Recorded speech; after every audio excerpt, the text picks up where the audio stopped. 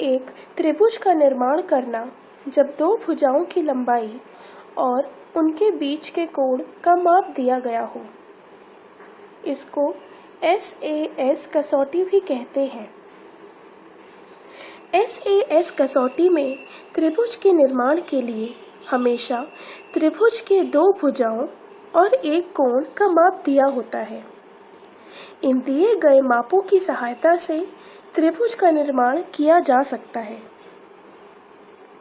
आज SAS कसौटी के त्रिभुजों का निर्माण के अभ्यास के लिए हम एक प्रश्न करेंगे। प्रश्न कुछ इस प्रकार है। एक त्रिभुज बनाइए ABC जिसमें AB 6 सेंटीमीटर का हो, BC 7 सेंटीमीटर का हो और एंगल ABC 60 डिग्री का हो।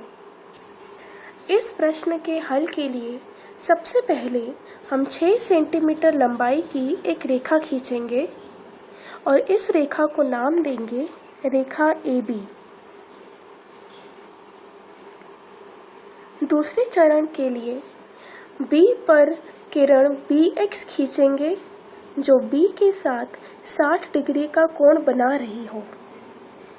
हमें ध्यान रखना है कि बिंदु C इसी रेखा BX पर कहीं स्थित होगी।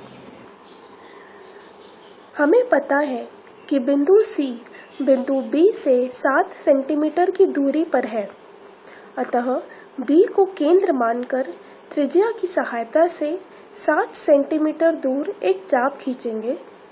यह चाप किरण BX पर होगी। रेखा BX पर पड़ रहे इस बिंदु को नाम देंगे C। बिंदु C और बिंदु A को जोड़कर हमें त्रिभुज ABC तैयार मिलेगा। अब हम देख सकते हैं कि हमारा त्रिभुज ABC जिसमें AB 6 सेंटीमीटर का है, BC 7 सेंटीमीटर का है और एंगल ABC 60 डिग्री का है, तैयार है। सारांश, आज हमने SAS कसौटी की सहायता से एक त्रिभुज का निर्माण किया। इसी प्रकार किसी भी त्रिभुज जिसकी दो भुजाओं की लंबाई और एक कोण का माप दिया गया हो का निर्माण सरलता से किया जा सकता है। अब छात्र अभ्यास के लिए एक प्रश्न का हल खुद करें।